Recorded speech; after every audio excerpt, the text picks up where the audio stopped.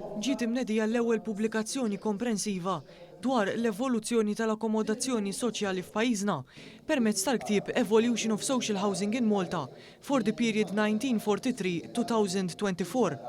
Il-ktieb jagħti ħarsa storika u viżiva lejn il-bidliet kbar li għadda minnhom dan is-settur mit-tieni gwerra dinjija sal-lum il-ġurnata.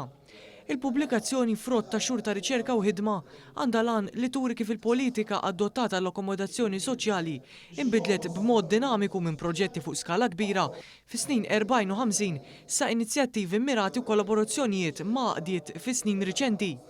Fost dawn jispikka l-proġett ta' dar Blaħitan fil-Birgu li jgħin lill-eks priġunieri jintegraw lura fis-soċjetà u dar Tereza li tipprovdi akkomodazzjoni għall-omijiet li sofru minn problemi ta' saħħa mentali li dan l-aħħar ukoll rebħet l-unur għall-impatt fil-komunità.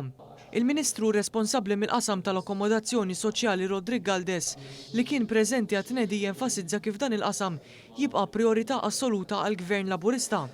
Fl-2024 biss ġew allokati 514 unit f'diversi lokalitajiet, waqt li għaddej ukoll l-akbar proġett ta' housing soċjali f'Ħal Farruġ fil-limiti ta' ħalluqa b'investiment ta' 40 miljun euro.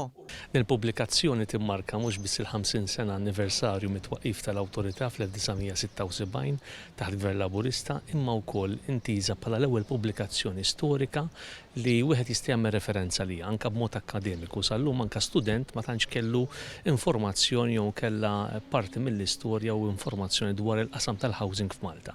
U allura ħadna l-istorja sa mit-tieni gwerra dinjija li hawn x'ġara f'pajjiżna illum ħafna u għexieren ta' eluf ta' familji għexu fl-oqsma ta' djar f'pajjiżna u kienu parti anke mill-tkabbir ukoll soċjali li seħħ f'pajjiżna sa mill-gwerra law u allura din il-pubblikazzjoni sertejn biex din informazzjoni wkoll tingħata anke liċ-ċittadini privati.